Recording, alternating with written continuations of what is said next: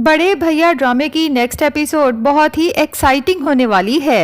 कबीर और महविश दोनों ही एक दूसरे को दिल ही दिल में चाहते हैं, लेकिन ना सिर्फ दोनों ही एक दूसरे की फीलिंग से बेखबर हैं, बल्कि अपनी अपनी मोहब्बत का इजहार करने से भी घबरा रहे हैं। अब अलमीर और महविश की बढ़ती हुई दोस्ती से और ख़ास तौर पे अलमीर जो महविश की इंटेलिजेंस को सराहने लगा था और बारहा कबीर के सामने इसका इजहार भी करता है, तो कबीर को यही लगता है कि अलमीर ने जो कहा था कि वो किसी लड़की से कमिटेड है, तो वो लड़की कोई और नहीं बल्कि दरअसल महविश ही है। और जैसा कि महविश ने कबीर से कहा था कि वो भी किसी को मोहब्बत करती है, लेकिन ये मोहब्बत यकतरफा है और सामने वाले को नहीं पता कि महविश उसे चाहती है, तो कबीर को यही लगता है कि वो लड़का कोई और नहीं बल्कि दरअसल अलमीर ही है। कबीर के दिल में ये सब सोच के अजीब सी चुभन होती है और यूं लगता है जैसे अपनी कोई बहुत ही प्यारी चीज़ खोने वाला हो, क्योंकि कबीर जिसे ज़िंदगी में एक बार ही पहले मोहब्बत हुई थी और उस मोहब्बत के बिछड़ जाने के बाद जैसे उसका दिल खाली हो चुका था।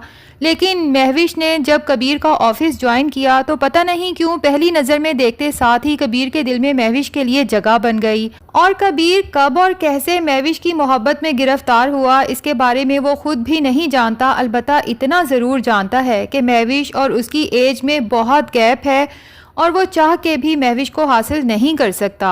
और यूं भी चूंकि महविश के दिल में कोई और है तो कबीर को इस बारे में सोचना भी नहीं चाहिए। लेकिन एक तरफ से तो कबीर की गलत फहमी दूर हो जाती है जब अलमीर कबीर की बात सुन के ज़ोर से हंसता है कि भैया आप भी क्या सोचने लगे, महविश से मेरी दोस्ती और अंडरस्टैंडिंग ज़रूर है और नो डाउट वो लड़की हर तरह से परफेक्ट है, लेकिन जिसके साथ मैं कमिटेड हूँ वो महविश नहीं है। अलबत्ता मैं आपको जल्द ही उस लड़की के बारे में बताऊंगा।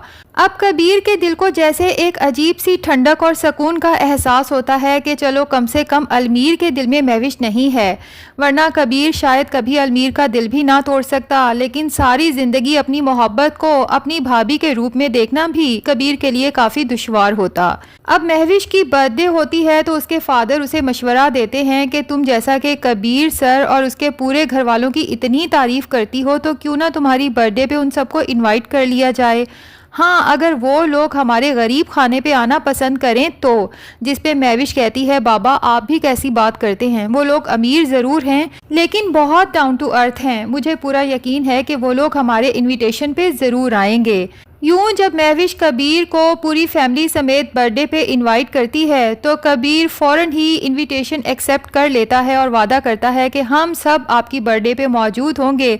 और महविश के दिल में तो जैसे खुशी के लड्डू फूटने लगते हैं कि मेरी ये बर्थडे तो बाकी तमाम बर्थडे से ज़्यादा स्पेशल होने वाली है, क्योंकि इसमें मेरी मोहब्बत मेरे साथ होगी और मैं उसके सामने अपनी बर्थडे का केक काटूंगी। खैर जी, अब कबीर घर में ऐलान करता है कि कल महविश की बर्थडे पे हम सब लोगों ने शिरकत करनी है, जबकि समीर से कह देता है कि अपनी बीवी से तुम खुद ही बात कर लेना और इस बार मैं कोई बहाना नहीं सुनूंगा, ना सर दर्द का ना तबीयत की खराबी का।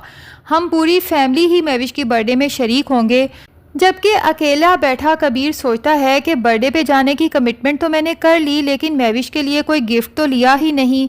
और फिर सोचता रहता है कि आखिर महविश को क्या गिफ्ट देना चाहिए। वैसे भी कबीर को लड़कियों के लिए गिफ्ट लेने का कोई तजर्बा भी नहीं है। बहरहाल उसे लगता है कि मेरे ख्याल से लड़कियों के लिए ज्वेलरी और कपड़े ही सबसे बेस्ट रहते हैं। और चूंकि महविश को हमेशा ही ऑफिशियल ड्रेसिंग में देखा है तो कबीर को याद आता है कि अलमीर की पार्टी पे महविश को जब फॉर्मल ड्रेस में देखा था तो वो हमेशा से ज़्यादा मुख्तलिफ और बहुत हसीन लग रही थी। तो क्यों ना महविश को एक बेहतरीन फॉर्मल ड्रेस गिफ्ट किया जाए। अब जब कबीर बुटीक पे जाता है तो फिर बस सोचता रहता है कि कौन सा ड्रेस है जिसमें महविश बहुत प्यारी लगेगी। बिलाखिर बहुत ही दिल से और बहुत ही खूबसूरत ड्रेस महविश के लिए एज ए गिफ्ट ले लेता है। जबकि दूसरी तरफ समीर के लिए बहुत मुश्किल होता है वानिया को कन्विंस करना कि तमाम फैमिली के साथ उसे भी महविश की बर्थडे में शिरकत करनी है। जबकि वानिया को तो सुनते साथ ही याद आ जाता है कि उसने किस तरह अलमीर की पार्टी पे महविश के मुंह पे थप्पड़ मारा था। कहीं ऐसा तो नहीं कि अपने घर पे इनवाइट करके वो मुझसे अपनी बेइज्जती का बदला लेना चाहती है और इसी तरह सबके सामने मुझे जलील करना चाहती है। और फिर समीर से कहती है कि मुझे तो समझ नहीं आती कि महविश तुम लोगों के ऑफिस की एक अदना सी एम्प्लॉय है, भला उसे इतनी इम्पोर्टेंस देने की क्या ज़रूरत कि उसकी बर्थडे पे पूरा ख़ानदान उठ के शिरकत के लिए चला जाए। जबकि समीर कहता है वानिया मैं इस बार तुम्हारी कोई बात नहीं सुनूंगा, बड़े भैया का हुक्म है तो हम सबको शिरकत करना ही होगी। यूं बिलाखिर सब लोग महविश की बर्थडे पे पहुंच जाते हैं और महविश दिल से सबका खैर मकदम करती है, हत्ता कि वानिया को भी बहुत अच्छे तरीके से वेलकम करती है और एहसास भी नहीं होने देती कि वानिया ने उसकी बारहा इंसल्ट की है। वानिया को तो ये भी महविश की कोई चालाकी लगती है, बजाय उसके खलूस को समझने के दिल ही दिल में सोचती है कि कितनी चातर लड़की है। हालांकि मुझे 100% यकीन है कि अपनी इंसल्ट का बदला तो ये मुझसे लेना ही चाहती होगी, लेकिन चेहरे पे वो तासुरात नहीं आने दिए। वानिया, तुम ही मासूम हो, जो तुम्हारे दिल में होता है वही तुम्हारे चेहरे पे भी आ जाता है। इन चालाक लड़कियों से तुम्हें कुछ सीखना चाहिए। बहरहाल केक कटिंग और तोहफे तहाइफ के बाद जब सब लोग खाने को बैठते हैं तो कबीर और महविश आपस में गपशप शुरू कर देते हैं, जबकि कबीर के दिल में अचानक से ख्याल आता है कि महविश ने कुछ ही दिन कबल बताया था कि इसके बाबा इसकी शादी करना चाहते हैं। तो कबीर पूछ ही लेता है कि महविश, तुम्हारी शादी के सिलसिले का क्या बना, तुम कुछ बता रही थी ना। जबकि महविश कहती है कि सर ऐसा तो कोई सिलसिला था ही नहीं। तो कबीर कहता है कि महविश, शायद तुम भूल रही हो, तुमने बताया था कि तुम्हारे बाबा तुम्हारी शादी करना चाहते हैं। जिस पे महविश कहती है कि सर आप भी भूल रहे हैं, मैंने भी आपको बताया था कि मैं कभी शादी नहीं करना चाहती। जिस पे कबीर हैरान होकर महविश को देखता है कि इतनी खूबसूरत, यंग, टैलेंटेड, पढ़ी लिखी लड़की आखिर शादी क्यों नहीं करना चाहती।